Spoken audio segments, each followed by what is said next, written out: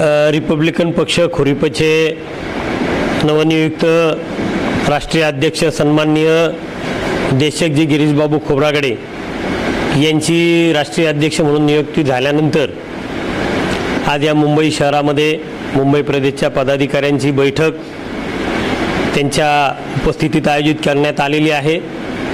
या बैठकीच्या निमित्ताने मुंबईतल्या सर्व पदाधिकाऱ्यांचं मनोगत ऐकण्यात आलेलं आहे आणि आज मी आमचे सन्माननीय राष्ट्रीय अध्यक्ष देशकजी खोब्रागडे साहेबांना मी विनंती करीन की त्यांनी या निमित्ताने पत्रकार परिषदेच्या निमित्ताने पत्रकारांना त्यांच्या प्रश्नांना ते उत्तर देतील अशी मी मराठे साहेबांना विनंती करतो की त्यांनी आपण विचारावं, देशकजी त्यांना उत्तर देतील।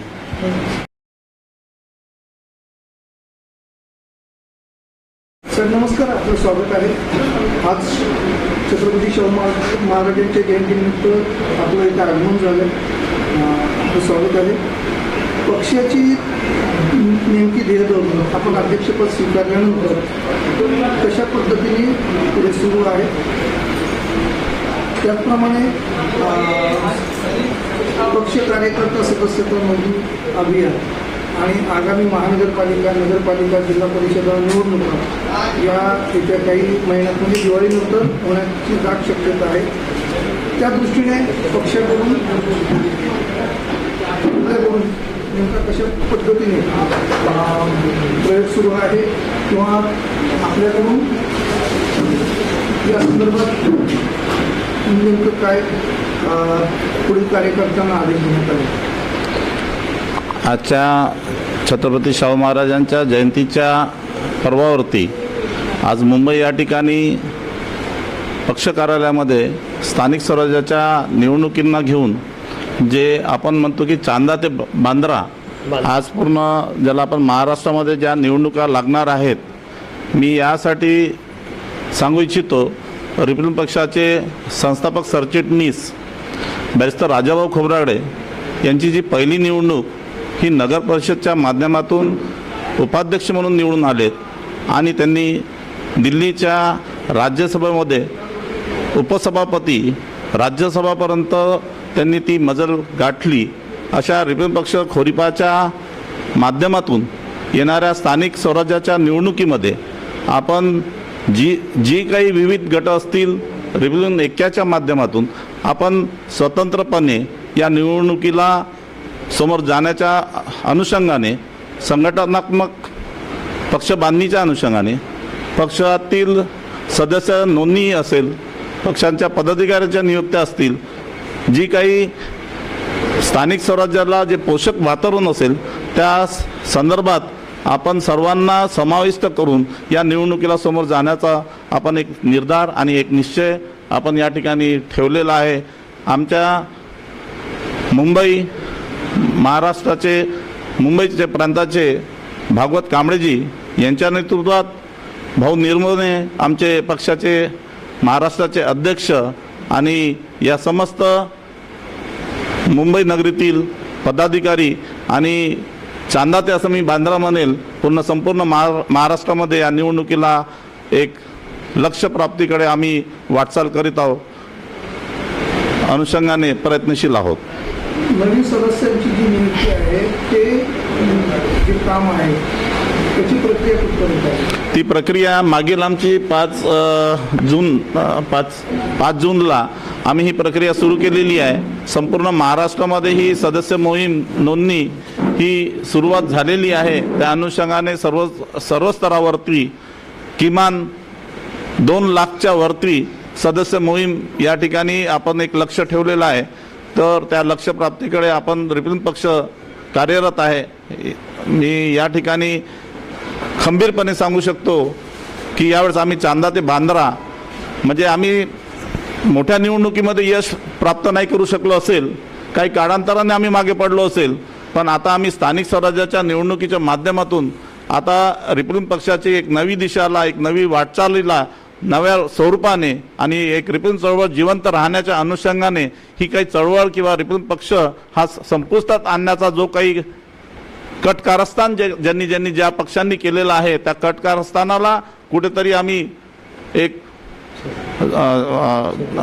शेत देण्याचा म्हणजे ज्याला प्रयत्न करू आणि नव्याने रिपब्लिकन पक्षाची स्थापना आणि नव्याने जोमाने कार्यकर्त्यामध्ये जोश निर्माण करून या आंबेडकरी चळवळीतील ज्या काही परिस्थिती असतील त्याचा न्याय निवाडा अनुषंगाने एक प्रत्येक कार्यकर्त्याला सन्मानजनक असं वाटेल अशी ही रिपब्लिकन पक्षाची चळवळ आपण ही उभी करूया, या अनुषंगाने आम्ही प्रयत्नशील आहोत. सर, बाबासाहेबांच्या स्वप्नातील हा पक्ष आहे, तो पक्ष या मागील काही वर्षांमध्ये पाठी पडत चालला, त्याची नेमकी कारणं काय असेल?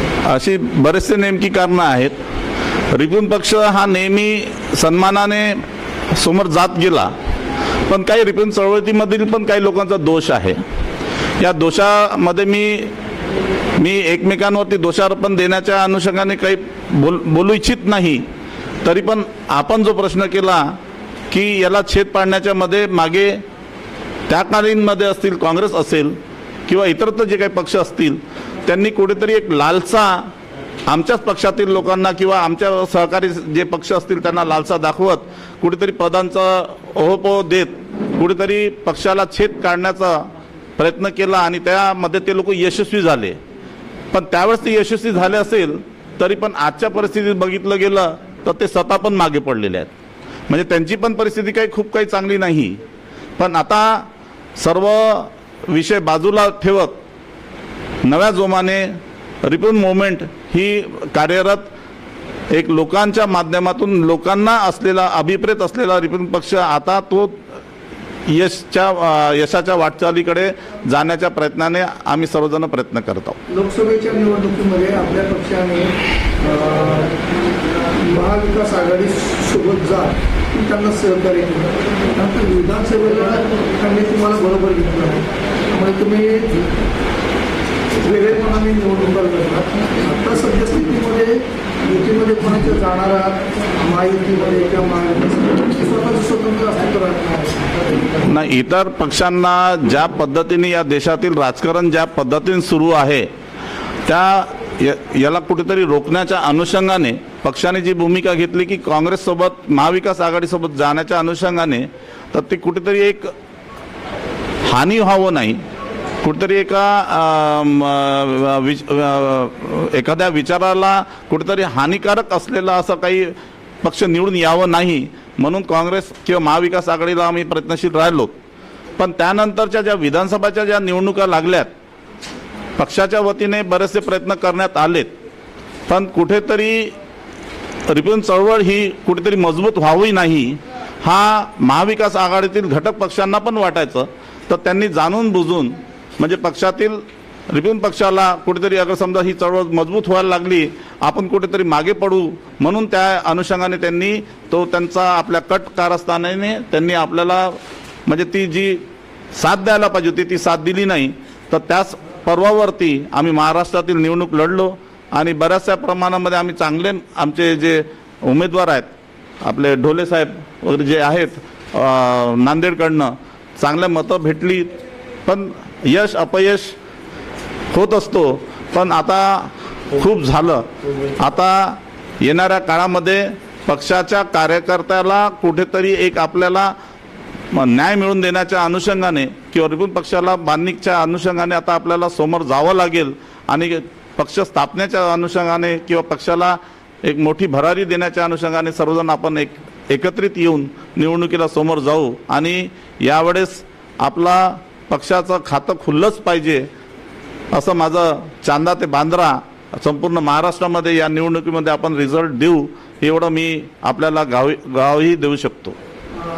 साहेब, रिपब्लिकन पक्षाचे अनेक गट आहेत, अनेक पक्ष आहेत, तर नेमकं तुम्हाला